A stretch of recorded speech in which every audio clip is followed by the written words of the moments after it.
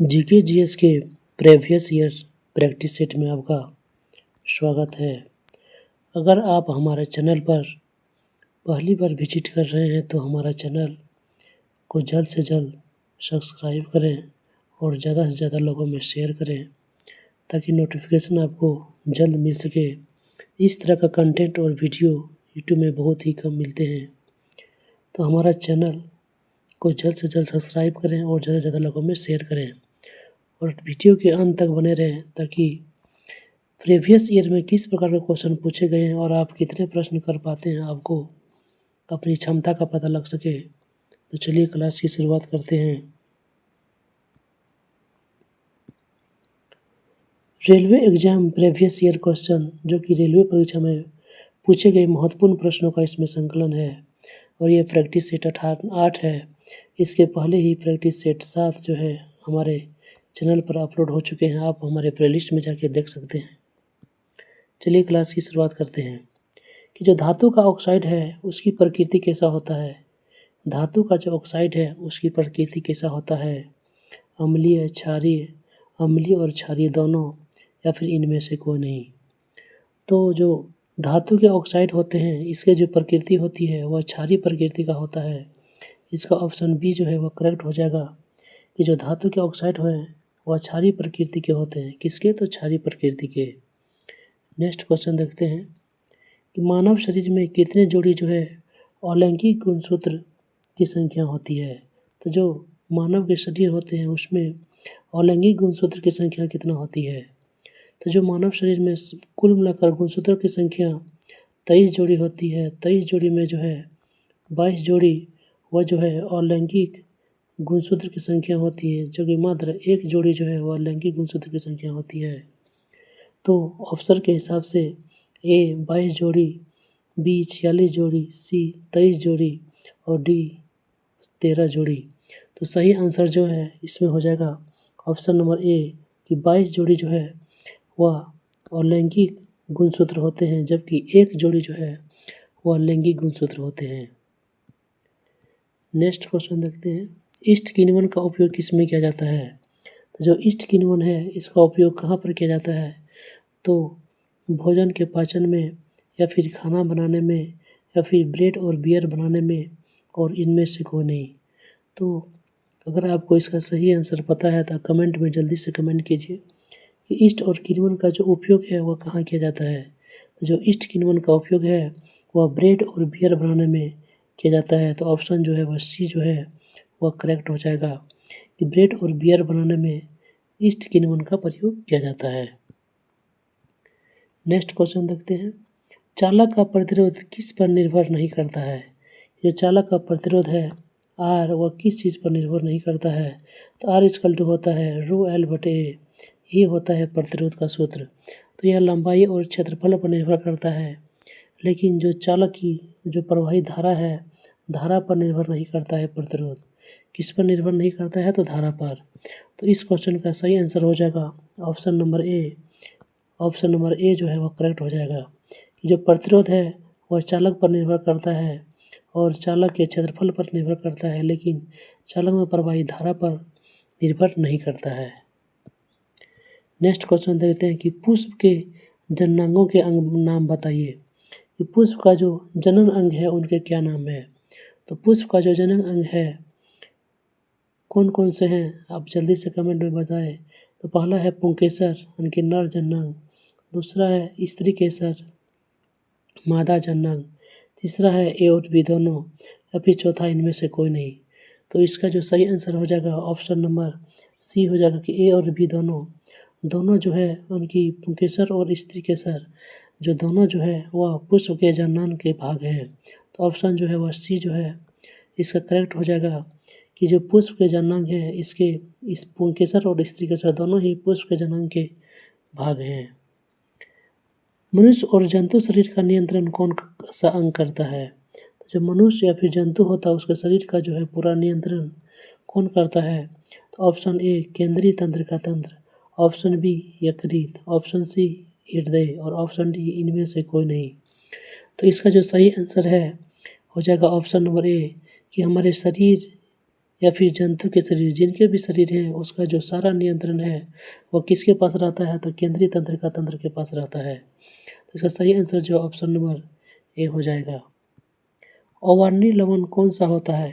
अवर्णीय यानी कि जिसमें कोई रंग नहीं होता है, उसी को ही हम लोग अवर्णीय लवण कहते हैं। तो अवर्णीय लवण इसमें से कौन सा है? Option A chloroplast, option B leucoplast, option C सेमोप्लास्ट और ऑप्शन डी इसमें से कोई नहीं। तो जो इसका सही आंसर है, इसका सही आंसर हो जाएगा ऑप्शन नंबर बी जो है ल्यूकोप्लास्ट। जो ल्यूकोप्लास्ट होता है इसमें कोई रंग नहीं होता है और इसे ही अवर्णीय लवण कहते हैं। किसको? तो ल्यूकोप्लास्ट को। जबकि क्लोरोप्लास्ट का रंग जो है वह हरा होता है। तो इसका जो सही आंसर हो जाएगा ऑप्शन नंबर बी हो जाएगा। कि कौन सा घोल फिनोल्फथेलिन को गुलाबी कर देता है? वह कौन सा घोल है जो फिनोल्फथेलिन को गुलाबी कर सकता है? जो फिनोल्फथेलिन है उसको गुलाबी से कौन करता है? ऑप्शन ए क्षारी, ऑप्शन बी अम्लीय, ऑप्शन सी ए और बी दोनों और ऑप्शन डी इसमें से कोई नहीं। तो जो इसका सही आंसर हो जाएगा वह हो जाएगा ऑप्शन ए क्षारी जो है वह जो है फिनोल्फथेलिन को गुलाबी कर देता है। कौन? तो क्षारी है। तो ऑप्शन ए जो है वो इसका करेक्ट आंसर हो जाएगा, ऑप्शन ए। चलिए नेक्स्ट क्वेश्चन की ओर देखते हैं। सभी क्वेश्चन इम्पोर्टेंट और एग्जाम बेस्ड लिए गए हैं। तो हमारे चैनल पर आप पहली बार विजिट कर रहे हैं तो हमारा चैनल को सब्सक्राइब करें ताकि इस तरह का वीडियो और कंटेंट आपको जल्द से जल्द प्रोवाइड हो सके।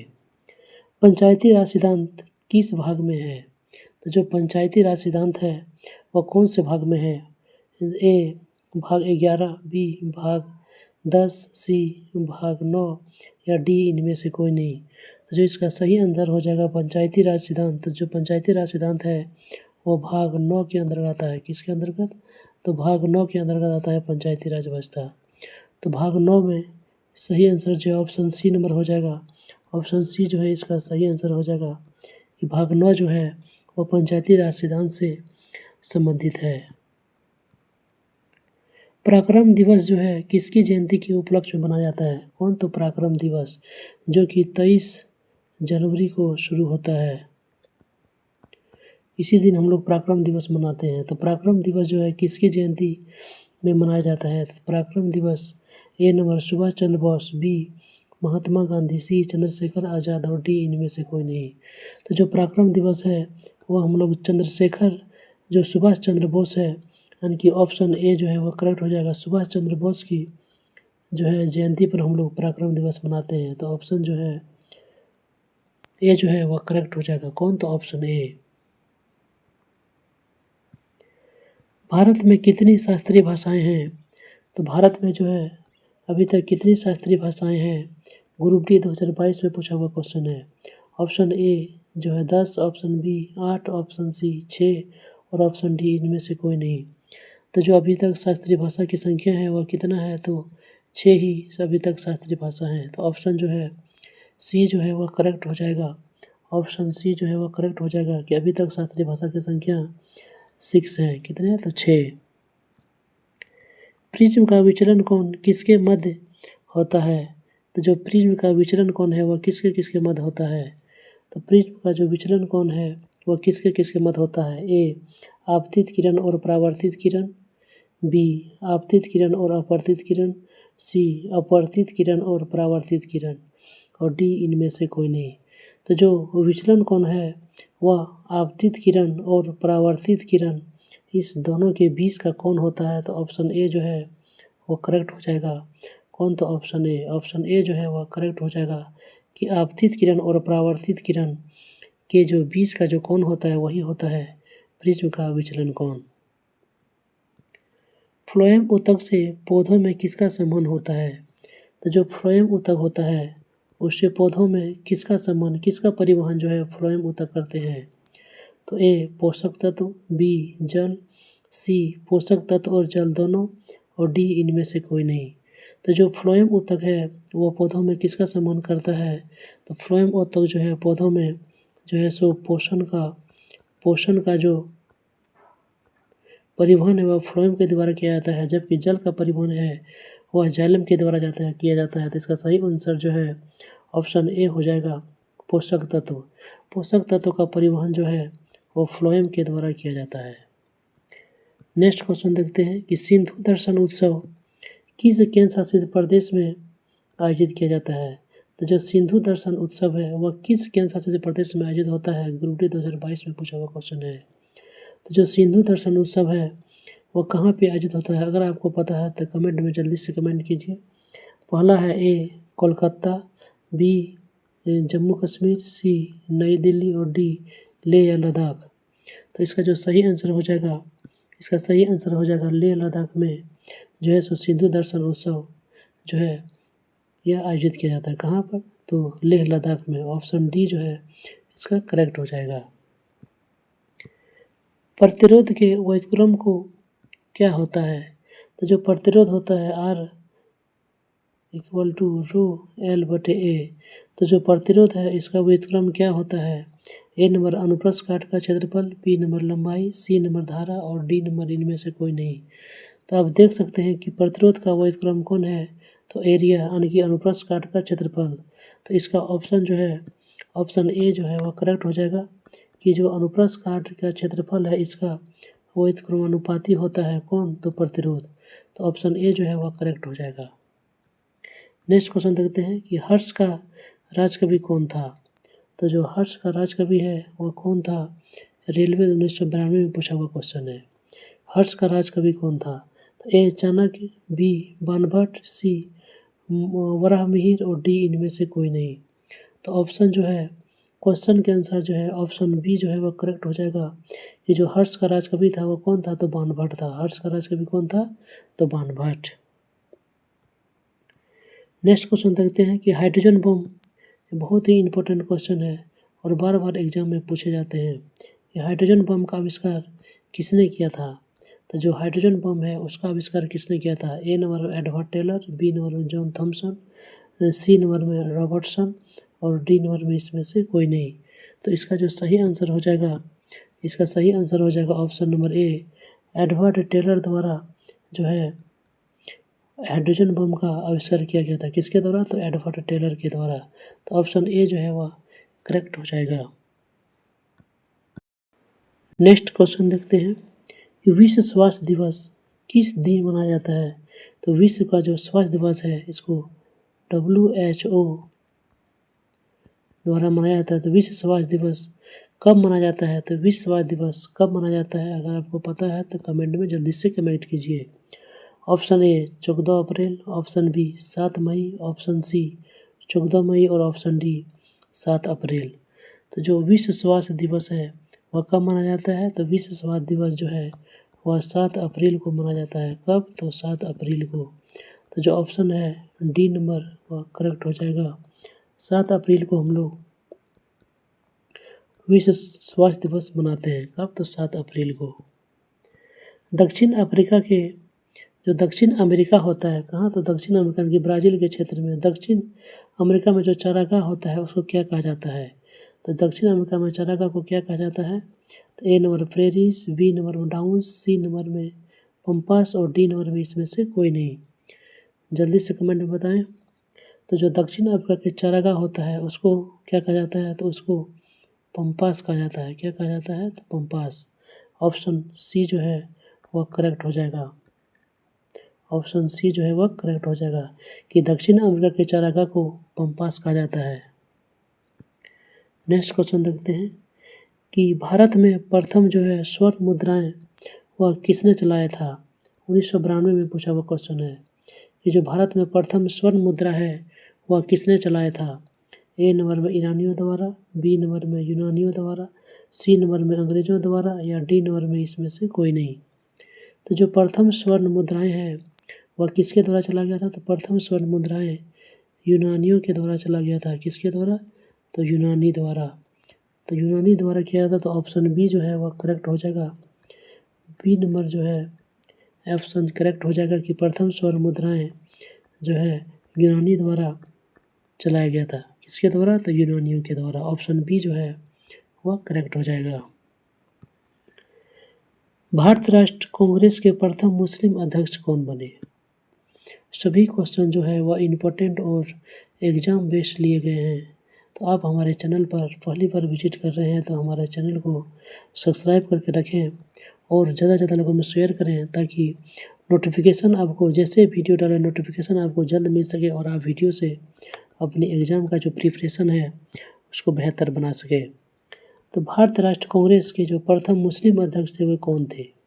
तो भारत राष्ट्र कांग्रेस के जो प्रथम मुस्लिम अध्यक्ष बनते हैं वह कौन बनते हैं? तो A number WC Banerjee, B number Badruddin Tyabji, C number Dadabhai Naoroji या डी नंबर इसमें से कोई नहीं। तो इसका जो सही आंसर हो जाएगा वह हो जाएगा option number B, Badruddin Tyabji जो हैं वह कांग्रेस के प्रथम अध्यक्ष मुस्लिम अध्यक्ष बनते हैं, जबकि WC बनर्जी जो है वह जो है फर्स्ट अध्यक्ष बनते हैं। किसके? तो भारत राष्ट्र कांग्रेस के, जिसकी स्थापना कब होता है? इसका स्थापना जो है 1885 ईस्वी में, दिसंबर 1885 ईस्वी में होता है और इसके प्रथम अध्यक्ष बनते हैं WC बनर्जी। जबकि प्रथम मुस्लिम अध्यक्ष की बात करें तो प्रथम मुस्लिम अध्यक्ष बनते हैं बदरुद्दीन तैयबजी। नेक्स्ट क्वेश्चन देखते हैं कि राज्य अपहरण नीति, जिसे लॉ ऑफ डॉक्ट्राइन भी कहते हैं, ये राज्य हड़प नीति भी कहते हैं, कि राज्य अपहरण नीति को किसने क्रियान्वित किया था? राज्य हड़प नीति, यह बहुत ही इम्पोर्टेंट क्वेश्चन है।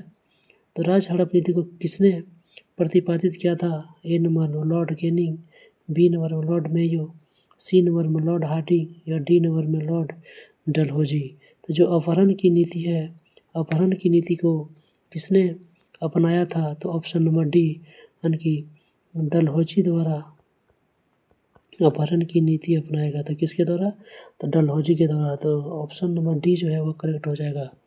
डलहौजी ने जो है राज्य का अपहरण नीति को प्रतिपादित किया था। नेक्स्ट क्वेश्चन देखते हैं कि आर्थिक अवक्षय सिद्धांत का प्रतिपादक कौन था? आर्थिक अवक्षय सिद्धांत का प्रतिपादक कौन था? Option A WC Banerjee, option B Badruddin Tyabji, option C Dadabhai Naoroji और ऑप्शन डी इसमें से कोई नहीं। तो जो आर्थिक अपक्षय का जो सिद्धांत था वह किसने दिया था? वह दिया था दादा भाई नौरोजी ने। किसने? तो दादा भाई नौरोजी द्वारा दिया गया था आर्थिक अपक्षय का सिद्धांत। तो ऑप्शन सी जो है वह करेक्ट हो जाएगा। आर्थिक अपक्षय का सिद्धांत किसने दिया था? तो दादा भाई नौरोजी के द्वारा दिया गया था। नेक्स्ट क्वेश्चन देखते हैं कि राजभाषा में मनोनीत सदस्यों की अधिकतम संख्या कितनी होती थी? कि जो राज्यसभा है इसमें जो मनोनीत सदस्य की संख्या होती थी वह कितना होता था? तो जो राज्यसभा में अधिकतम जो मनोनीत की संख्या होता था वह कितना होता था? तो वह होता था 12। तो ऑप्शन जो है सी जो है वह करेक्ट हो जाएगा। मनोनीत सदस्यों की अधिकतम संख्या कितना था? तो 12। किसमें? तो राज्यसभा में, और यह राष्ट्रपति के द्वारा मनोनीत किया जाता था। नेक्स्ट क्वेश्चन देखते हैं कि सुंडा जल डमरू मध्य कौन? तो सुंडा जल डमरू मध्य किसके किसके बीच स्थित था? तो सुंडा जो जल डमरू मध्य है वह किसके बीच स्थित है? ए नंबर में अंडमान और जावा के बीच, बी नंबर में जावा और सुमित्रा के बीच, सी नंबर में सुमित्रा और अंडमान के बीच, डी नंबर में इसमें से कोई नहीं। तो जो इसका सही आंसर हो जाएगा वह हो जाएगा ऑप्शन नंबर बी, कि जो सुंडा जल डमरू मध्य है वह जावा और सुमात्रा के बीच स्थित है। तो ऑप्शन जो बी है वह करेक्ट हो जाएगा, कि जो सुंडा जल डमरू मध्य है वह जावा और सुमात्रा के बीच स्थित है। नेक्स्ट क्वेश्चन देखते हैं कि राष्ट्र आय का आकलन कौन करता है? जो हमारे राष्ट्र आय का प्रतिवर्ष जो आकलन होता है उसका आकलन कौन सी संस्था करता है? ए नंबर केंद्रीय सांख्यिकी संगठन, B number WTO, C number IMF और डी नंबर NSO। तो जो राष्ट्र आय का आकलन करता है वह कौन करता है? तो वह करता है CSO। कौन करता है? तो CSO, केंद्रीय सांख्यिकी संगठन। तो ऑप्शन नंबर ए जो है वह करेक्ट हो जाएगा। केंद्रीय सांख्यिकी संगठन के द्वारा जो है राष्ट्र आय का आकलन किया जाता है। गांधी इरविन समझौता कब हुआ था? जल्दी से कमेंट में आप लोग बताएं कि गांधी इरविन जो समझौता हुआ था वह कब हुआ था? गांधी इरविन समझौता ये बहुत ही इम्पोर्टेंट समझौता है, जिसे गांधी इरविन समझौता बहुत ही इम्पोर्टेंट समझौता है। इसका डेट आप लोग बताइए जल्दी से। तो गांधी इरविन समझौता ए नंबर 10 मार्च 1931 ईस्वी में, बी नंबर में 5 मार्च 1931 ईस्वी में, और सी नंबर में 5 अप्रैल 1931 ईस्वी में, और डी नंबर में इसमें से कोई नहीं। तो जल्दी से कमेंट कीजिए। तो 5 मार्च 1931 ईस्वी को ऑप्शन बी नंबर है वह करेक्ट हो जाएगा। 5 मार्च 1931 ईस्वी को जो है वह गांधी इरविन समझौता होता है। कब? तो 5 मार्च 1931 ईस्वी। अब इम्पोर्टेंट डेट है, इसे याद रखिएगा। विश्व बैंक का मुख्यालय कहाँ पर है? तो जो विश्व बैंक है जिसको वर्ल्ड बैंक के नाम से जाना जाता है, तो विश्व बैंक का जो मुख्यालय है वह कहाँ है? तो विश्व बैंक का मुख्यालय ए नंबर में वाशिंगटन डीसी, बी नंबर में जेनेवा, सी नंबर में पेरिस और डी नंबर में भारत। तो जो विश्व बैंक है इसका जो मुख्यालय है कहाँ पर है? तो विश्व बैंक का मुख्यालय वाशिंगटन डीसी में है। कहाँ पर? तो वाशिंगटन डीसी में है। ऑप्शन ए जो है वह करेक्ट हो जाएगा। मुख्यालय कहाँ है? तो वाशिंगटन डीसी। विश्व बैंक बहुत ही इम्पोर्टेंट बैंक है जो बहुत सारी योजनाओं के लिए अपने आर्थिक क्षेत्र को बढ़ाने के लिए जो है लोन प्रोवाइड करता है विश्व बैंक। योजना आयोग का अध्यक्ष कौन होता है? तो जो ये अब जो है नीति आयोग का गठन हो गया। नीति आयोग से पहले जो है योजना आयोग कार्य करता था और इसका अध्यक्ष कौन होता था? ए नंबर में राष्ट्रपति, बी नंबर में प्रधानमंत्री, सी नंबर में वित्त मंत्री और डी नंबर में इसमें से कोई नहीं। तो जो योजना आयोग होता है इसका अध्यक्ष कौन होता है? तो इसका अध्यक्ष जो है वह प्रधानमंत्री होता है। तो ऑप्शन बी जो है वह करेक्ट हो जाएगा। और योजना आयोग का प्रथम अध्यक्ष हमारे प्रथम प्रधानमंत्री पंडित जवाहरलाल नेहरू थे। नेक्स्ट क्वेश्चन देखते हैं कि अर्थव्यवस्था का जनक किसे कहा जाता है? तो जो अर्थव्यवस्था है इसका जनक किसे कहा गया है? तो अर्थव्यवस्था के जनक ए नंबर में रॉबिन्सन, बी नंबर में सैमुअल्सन, सी नंबर में एडम स्मिथ और डी नंबर में इसमें से कोई नहीं। तो जो अर्थशास्त्र का जनक है वह किसे कहा जाता है? तो वह कहा जाता है एडम स्मिथ को। किसे कहा जाता है? तो एडम स्मिथ को। एडम स्मिथ को अर्थव्यवस्था का जनक कहा जाता है। तो ऑप्शन जो है सी नंबर है वह जो है करेक्ट हो जाएगा। कौन? तो ऑप्शन सी। क्विक सिल्वर किसे कहते हैं? तो जो क्विक सिल्वर है यह किसे कहा जाता है? ग्रुप डी 2018 में पूछा हुआ इंपॉर्टेंट क्वेश्चन है। क्विक सिल्वर जो है किसे कहा जाता है? ए सिल्वर को, बी नंबर में सोना को, डी नंबर में पारा को और डी नंबर में इसमें से कोई नहीं। तो जो क्विक सिल्वर किसका नाम है? तो क्विक सिल्वर जो है वह HG यानी कि पारा का नाम है क्विक सिल्वर। तो ऑप्शन जो है सी जो है वह करेक्ट हो जाएगा। तो पारा को हम लोग क्विक सिल्वर के नाम से जानते हैं। नेक्स्ट क्वेश्चन देखते हैं और यह इस वीडियो का लास्ट क्वेश्चन है कि मनुष्य के शरीर में उपस्थित एरिथ्रोसाइट्स कोशिका में क्या नहीं पाया जाता है? एरिथ्रोसाइट्स कोशिका जिसे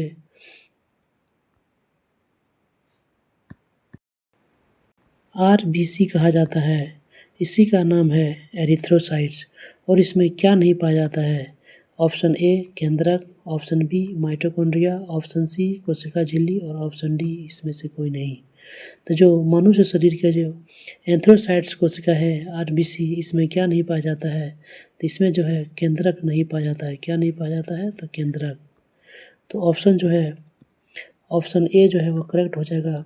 इसमें केंद्रक नहीं पाया जाता है। किसमें? तो RBC में। और RBC का कार्यकाल 120 दिन का होता है। कितना दिन का? तो 120 दिन का। तो यह हमारा लास्ट वीडियो था, लास्ट क्वेश्चन था। तो अगर हमारे चैनल पर आप पहली बार विजिट कर रहे हैं तो हमारा चैनल UIO GK क्लासेस को जल्द से जल्द सब्सक्राइब करें और ज़्यादा से ज़्यादा लोगों में शेयर करें ताकि नोटिफिकेशन आपको जल्द से जल्द मिल सके और आप एग्ज़ाम में अच्छे मार्क्स ला सके। तो मिलते हैं नेक्स्ट वीडियो में, तब तक के लिए धन्यवाद।